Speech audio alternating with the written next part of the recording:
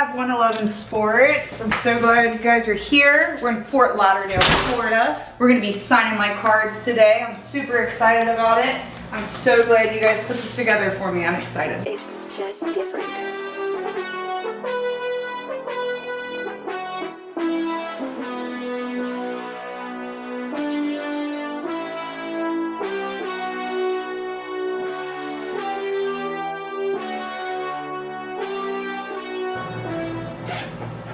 I'm so excited.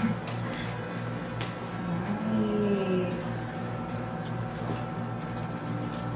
Yes, those are awesome. Those are so cool. I get to open up my first pack. Let's check this out, see what we got. All right. Let's see who we got in here.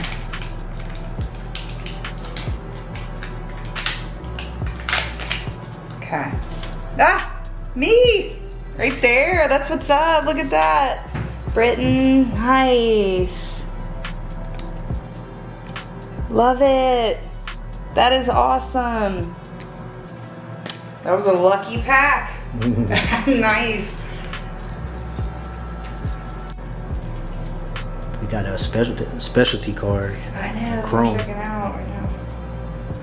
I had a bunch of people buy some signed cards, so I get to sign them all right now. And then we'll be mailing them out, so you guys will be getting them soon. Okay.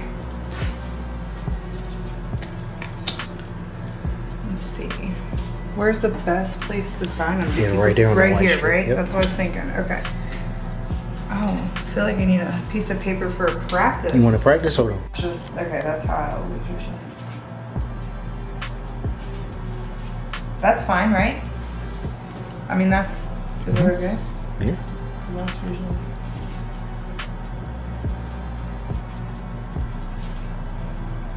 Yeah, I got it. Okay. Isn't like never, I was never one who like necessarily like practiced my signature because I thought I was gonna.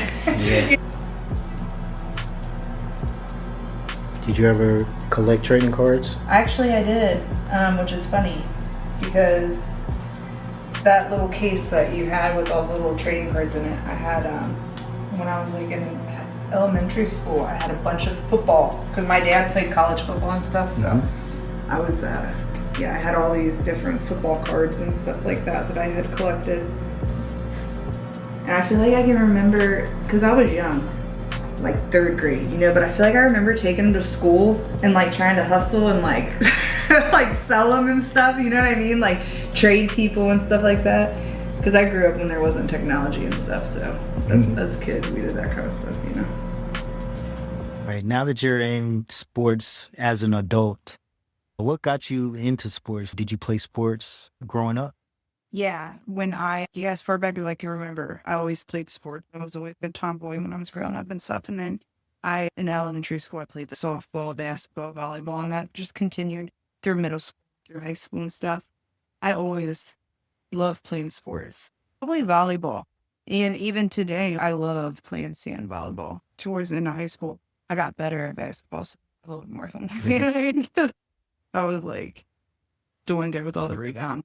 Starting to get my name in little paper and stuff like that for stuff, so that's cool. But I think volleyball is my favorite, and like I said, I love playing sand volleyball now. It's for fun.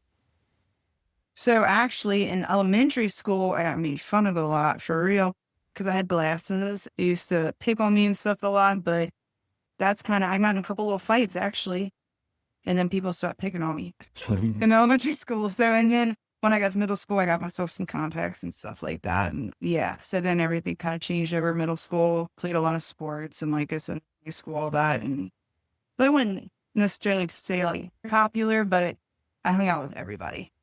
So you was just known. You was known. Yeah. Okay. So you spoke about fighting. What was that moment where you was like, okay, I'm going to become a boxer or a bare knuckle fighter? So I didn't decide I was a fighter until it would have been, it was after I graduated high school.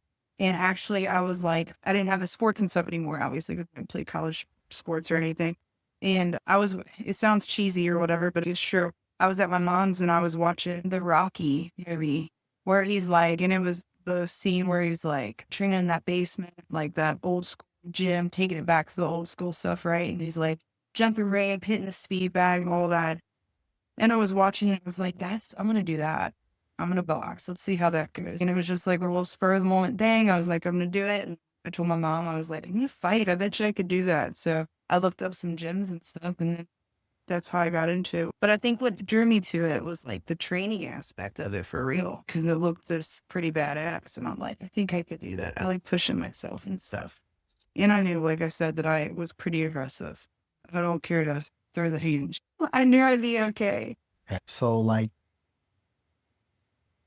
you got into boxing in high school. So it would have And been right when I graduated. right when you I was like graduated. 18. So how long 18. were you boxing? So I boxed, let's see. So when I started boxing, again with me being 39, so when I started at 18, it wasn't even in like amateur boxing. They didn't have it in the women's Olympics or nothing like that, right? In fact, I got to do an exhibition fight it was like a year after I'd been boxing, I got to do an exhibition fight at the Olympic trials where the men were there trying out. So that was cool. By no means, I'm not, you know what I mean? I wasn't, but it was like, they were just putting on a show, like showing the women, whatever, what we could do. But anyway, I did it for maybe 3 years, like 18, 19, 20, had maybe 5 or 6 fights and did really well. But the competition was like not like it is, not these girls that have been boxing since they were like 6. And their technique and their skill is like just effortless. Back then it was more like if you were tough, you could hit hard, and you were aggressive, you could really make a name for yourself. So I won like the Indianapolis Golden Gloves and I got like the female boxer award at that. I think that was like my 3rd fight. Yeah, I did really well early on. But again, after I took that long time off and I came back to amateur boxing, I like quickly realized it wasn't the same. When I got the coach I have and stuff now, I'm like, wow, I'm going to do this again. Like, you're serious now. How was your transition from boxing to bare knuckle? Like, what was that experience like?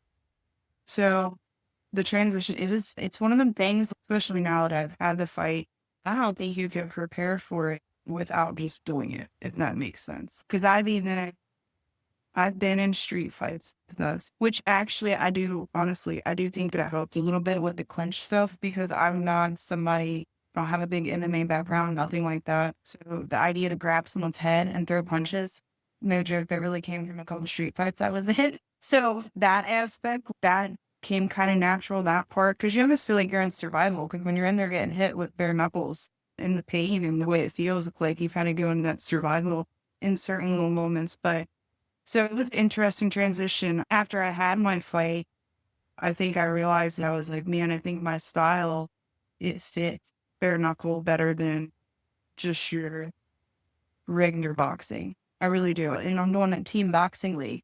So I'm in there with these girls that are high level female boxers.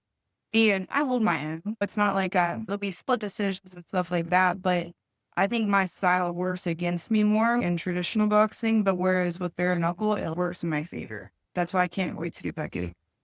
For real. I can imagine.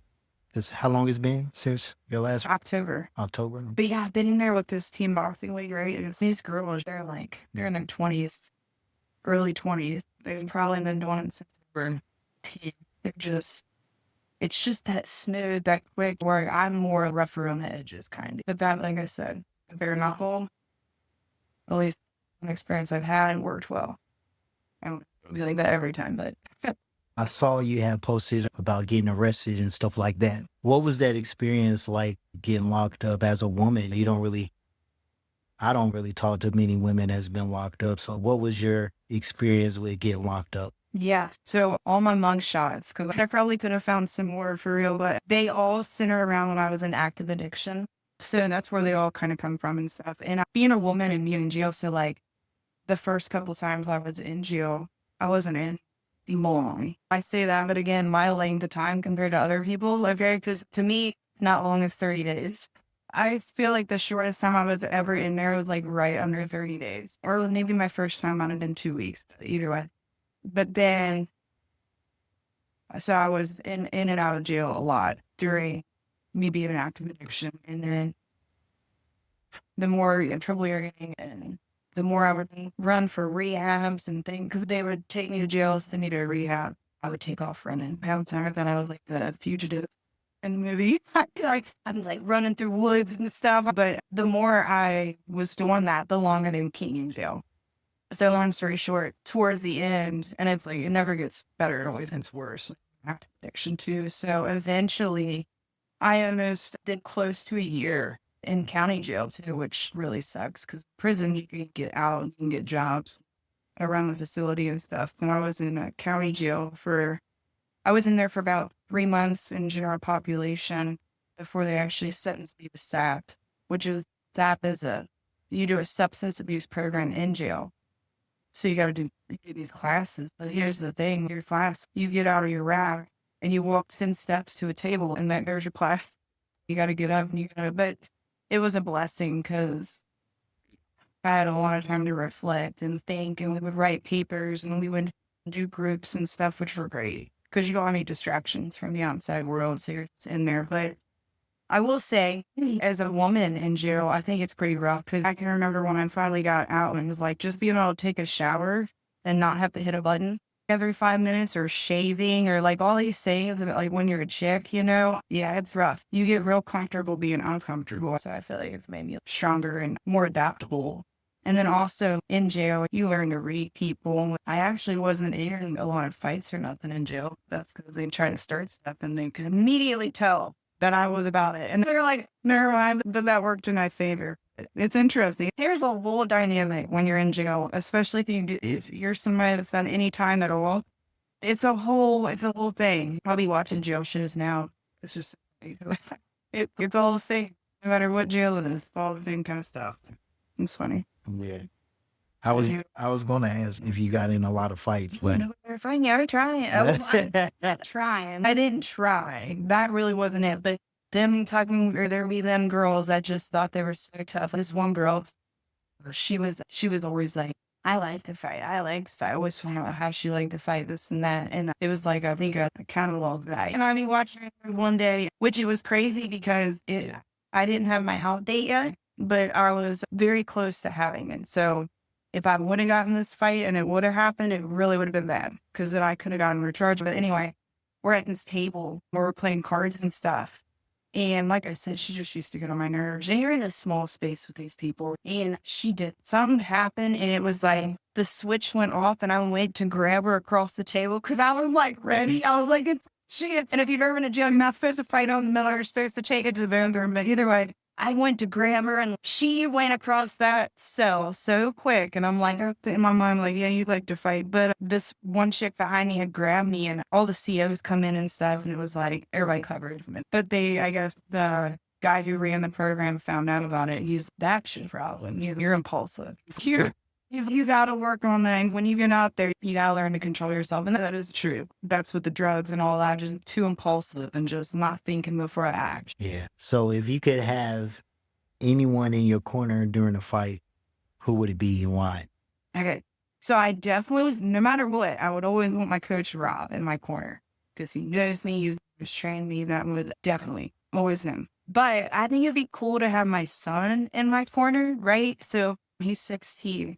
But I laugh about it a little bit because he's been to some of my fights and got to be in the back at some of my pro fights. And he's a little nervous energy because he's more nervous, I think, than I am. He'll start talking about the most random stuff or asking my coach about playing, like random questions just because he's nervous and he doesn't know what else to do. So it's funny because if he was to be in my corner, dude would have to chill. He would have to chill and not talk very much. But I think it would be so cool to have him in my corner. That'd be pretty awesome. Yeah, he would need to have a camera set on him the whole time. Yeah, he's funny. I'm not kidding. Because even my coach will be like, Hunter, if you're going to be back here, you just got to relax. But I get it. He's nervous. And that's how his little nervous energy, he starts just talking, asking questions. So, but the last fight he went to, he was a lot better with it. He just chilled and hung out. But I think it'd be so cool to have him in my corner. Yeah, that's pretty cool. So what's something that people don't know about you?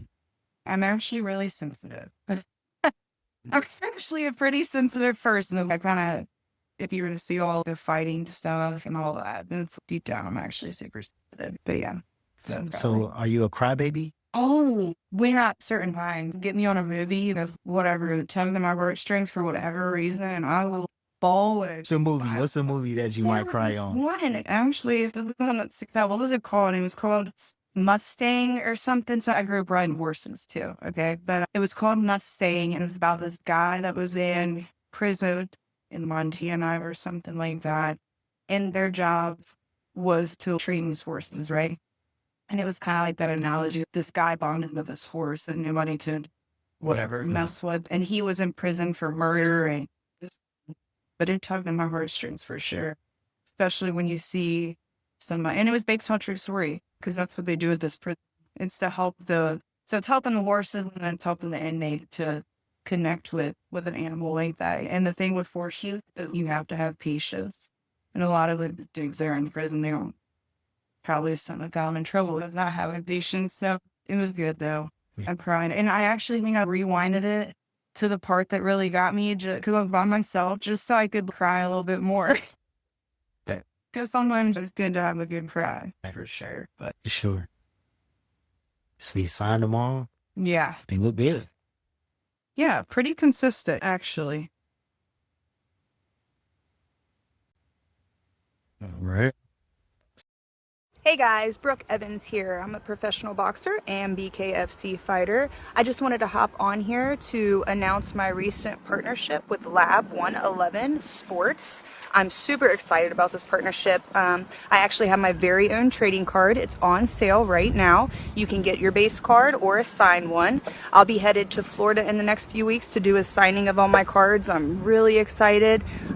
This is an amazing opportunity. Lab 111, it's a great community. They're super supportive of all the fighters, and I'm so excited to be a part of the team.